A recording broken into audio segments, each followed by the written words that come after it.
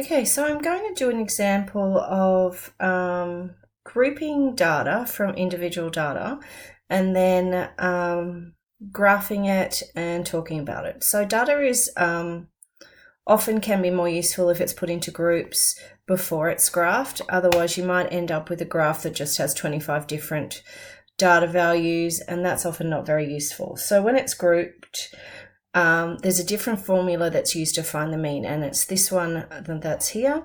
X bar equals the sum of fx over the sum of f. So that means the sum of the frequency times the value over the total number that we have, the total frequencies. So we just need to multiply them together to do that, but because we're working with group data, we're going to have to find one value out of each group to multiply to get that. And we're going to use the middle value. So let's go ahead and do an example. So we've got data below, which shows the hamburgers sold each hour by 24-hour fast food store during a 50-hour period. Now, there are 50 values there. If you look across, there's 5 rows of 10 values. So, and it asks us to set up a grouped frequency table, make a frequency histogram using these groups, comment on the shape of it, and find the mean number of hamburgers sold each hour. So the first thing to do is to find the lowest and highest values. So the lowest value here that we're working with is 1, and the highest value is 4. Now, the reason that I'm doing that is, 24. The reason that I'm doing that is to help us choose our groups. So we're going to use this to choose our groups or intervals. So you might see it written as either way. Use it to choose your groups or intervals. Okay, so I'm going to choose groups of 5. So I'm going to have 0 up to 5, not including 5, but up to 5. 5 up to 10, 10 up to 15, 15 up to 20, 20 up to 25. You'll notice that all of those groups are the same size, and I think that's important. I'm just going to add some more space because we're definitely going to run out. So I'm going to add some more space there because I want to graph it as well. Make that big again. So you need to choose groups that cover all your values, and you need to choose groups that are the same size in each one. So that's what I'm going to do. So the groups I'm going to choose are 0 to less than 5, 5 to less than 10, 10 to less than 15, 15 to less than 20, 20 to less than 25. And that's all I need because I've only got up to 24 values here. So often it's much easier to use a column where you tally up all of the values before you put the numbers, and that's perfectly fine in a frequency table. So that's what I'm going to do. So for every one of those values, I'm going to put a tally mark, and I've been through and done that, but you can go ahead and check that that's correct. So for everyone, I'm going to put a mark. Don't be afraid to put tallies into your frequency tables. There's no problems having them there.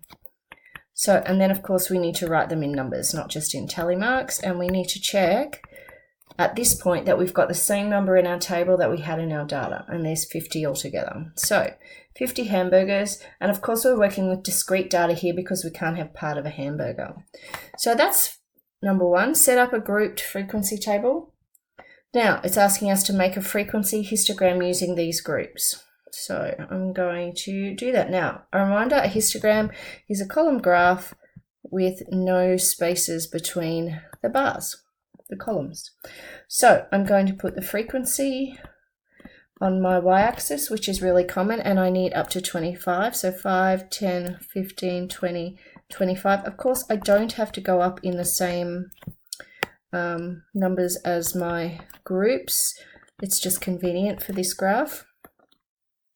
And I'm also going to go up this way. Now, we need to make sure, so 20 is the most that I need in my frequency, and I need up to 25 on my groups, because my groups, my number of hamburgers, is what is going to go on my x-axis. So I'm going to put up to 25 on both, but that's just personal choice. 25. Now we need to use the table to do the next part. So in the group 0 to up to 5, we've got 3 hamburgers. So we need to go and find that. So 3 is going to be around here, and it's in this whole group. So we need to draw a column that covers that area. Now notice there's no gap before my first column because I'm starting at 0 here. So I don't need to leave a gap here. I can go right up to my axis. So that group is 3. The next one is 7. So that is going to be somewhere around there. And of course you're going to use a ruler, so yours is going to be far more accurate than my graph. The next one is 15. And notice that the columns are touching, which is required by histograms. A bit wonky, the tops of these. 20 is the next one. 20 is the next one. And our last one is 5. Okay, so I'm just going to add some more space in again because we've got to do the rest of it yet.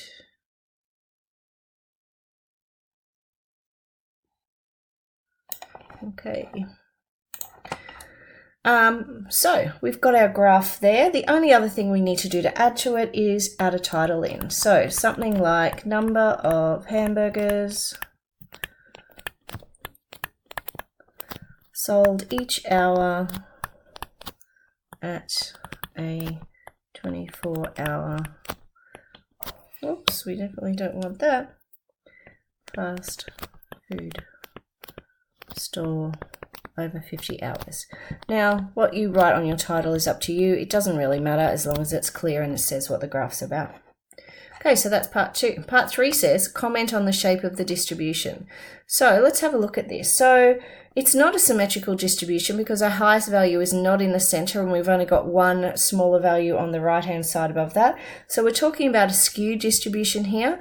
And because the values are getting smaller mostly towards this way, we can talk about this as a negatively skewed distribution because they're heading towards the negative values on a number line. So this is a negatively skewed distribution.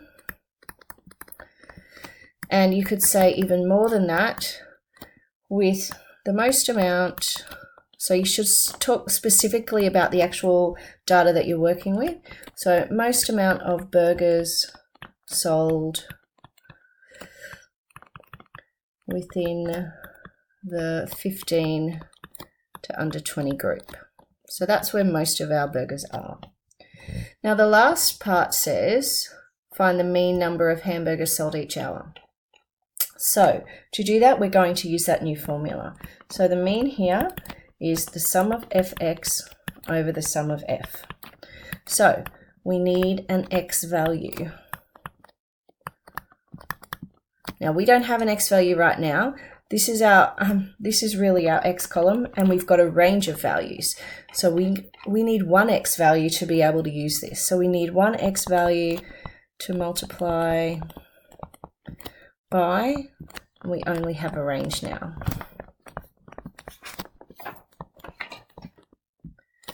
So, whoops, again. So what I'm going to do is I'm actually going to copy this table and I'm going to add to it. So I'm just going to rewrite it again. So we've got the group column, we've got the frequency column. What we need is an x column. So I'm just going to really quickly write it. 0 to 5, 5 to under 10. You of course could copy it down. 15 to under 20, 20 to under 25. 3, 7, 15, 20, and 5. Now, I want the value in the center. So the middle value between 0 and 5 is 2.5. So that's what I'm going to use. So each one of these I'm going to multiply by the middle value in my range.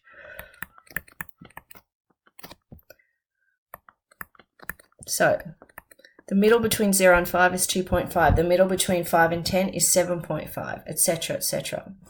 Also, we need the sum of all the frequencies. So that's just the total of this column, which we actually already found before. And I'm just going to add a tiny bit more space in so we can do our calculations now.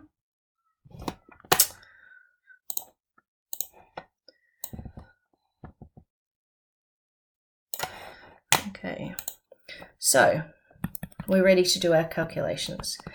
The sum of fx over the sum of f is found by multiplying the data from the table together. So the first one, our first frequency, is 3 times our first x value, which is 2.5. So 3 times 2.5. Now we need to do that for each one of them and add them together. 7 times 7.5. 15 times 12.5. 20 times 17.5 plus 5 times 22.5. So that's the top of our sum, and the bottom is just our total frequencies, which is 50. Now if we quickly work that out, all of that top is going to calculate out to 710 over 50, which is 14.2. Except we can't have that because we're working with discrete data. So we should write a sentence which summarizes it and turns it into the type of data that we want. So for example, in this case, I might write the mean number of burgers sold each hour is approximately, because it's not exact, is it? 14. And I would round down because it's closer to that. Okay, hope that helps. Thanks.